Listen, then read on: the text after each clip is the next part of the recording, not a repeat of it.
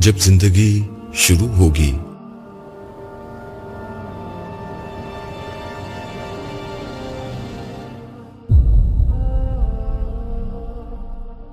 زمین کی سینے پر ایک سلوٹ بھی باقی نہیں رہی تھی. خبر نہیں اس حال میں کتنے برس کتنی صدیاں گزر چکی ہیں. یہ حشر کا میدان اور قیامت کا دن ہے. یک ایک آدمی میرے بالکل قریب چلایا، اس سے تو موت اچھی تھی، اس سے تو قبر کا گڑھا اچھا تھا. صالح وہ فرشتہ تھا جو دنیا کی زندگی میں میرے دائیں ہاتھ پر رہا. عرش الہی کے سائے میں مامون علاقہ شروع ہونے والا ہے. ان کے بیچ سے گزر کر ہم دروازے کے قریب پہنچے تو وہ خود بخود کھل گیا. اس کے کھلتے ہی میری نظروں کے سامنے ایک پرفضا مقام آ گیا. کیا یہ ممکن ہے کہ انبیاء علیہ السلام سے میری ملاقات ہو سکے؟ میں نے پوچھا. سب سے ملاقات کا وقت تو نہیں، لیکن کچھ سے ضرور مل سکتے ہو. میں حیرت سے کبھی صالح کو دیکھتا اور کبھی اس آئینے میں کھڑے دوسرے شخص کو، جس کے بارے میں ان دونوں کی متفقہ رائے یہ تھی کہ یہ میں ہی تھا. ان مقامات پر نجات یافتہ لوگ کھڑے ہوں گے اور روز حشر کے اختتام پر یہیں سے جنت میں جائیں گے. ہم دونوں ایک دفعہ پھر تیزی سے چل رہے تھے. عرش کی حدود سے نکلتے ہی ایک انتہائی گرم اور حبس زدہ ماحول سے واسطہ پڑا.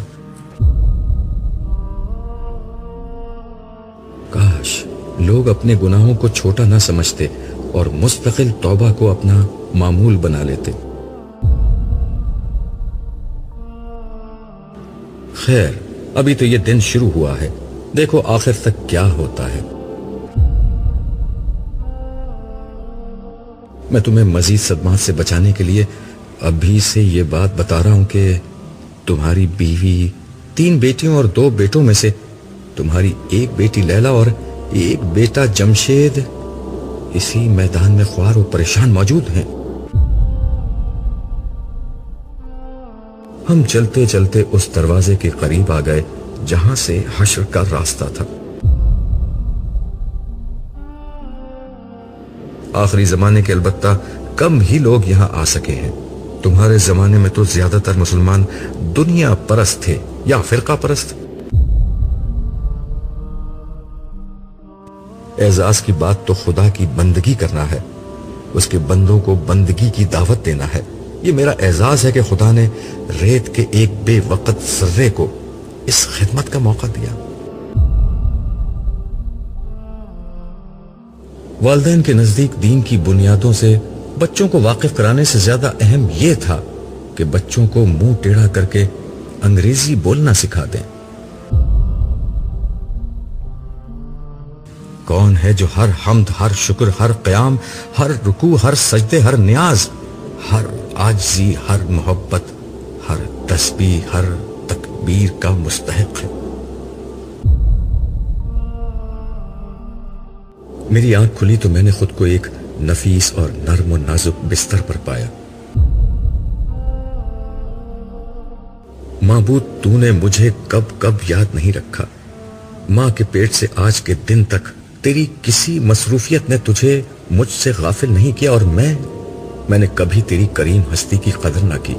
میں نے کبھی تیرے کسی احسان کا شکر ادا نہ کیا. میں نے کبھی تیری بندگی کا حق ادا نہ کیا.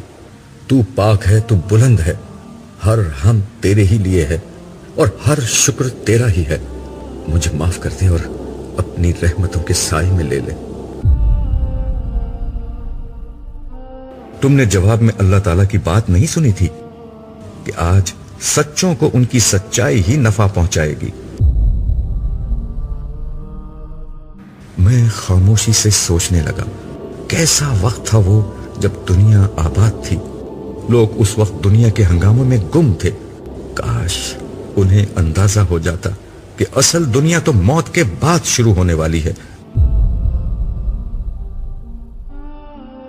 دیکھو تمہارے زمانے کے مذہبی لوگ خواہشات سے تو شاید بلند ہو گئے تھے، مگر ان کی اکثریت تعصبات اور جذبات سے بلند نہیں ہو سکی۔ لوگ مختلف فرقوں اور مسالک کے اسیر تھے، وہ صرف اسی بات کو قبول کرتے تھے جو ان کے حلقے کے لوگ کریں۔ مگر وقت میرا غلام ہے، میں چاہوں تو اس کا پہیہ الٹا گھما سکتا ہوں۔ پھر ایک فرشتے کو اشارہ ہوا، وہ ہاتھوں میں چاندی کے اوراق کا ایک پلندہ لے کر میرے قریب آیا۔ میں نے دیکھا تو پہلے ورق پر سونے کے تاروں سے لکھا ہوا تھا، جب زندگی شروع ہوگی۔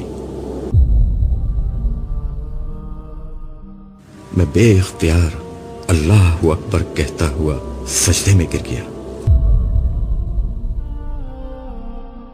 تو کیا میں نے خواب دیکھا تھا؟ عبداللہ نے خود سے سوال کیا۔ مگر وہ تو بالکل حقیقت تھی، وہ حشر کا دن، وہ جنت کی محفل اور خدا کے سامنے میری حاضری۔ اگر وہ حقیقت تھی تو پھر یہ کیا ہے؟ اور اگر یہ حقیقت ہے تو پھر وہ حقیقت سے زیادہ یقینی چیز کیا تھی؟ وہ خواب تھا یا یہ خواب ہے؟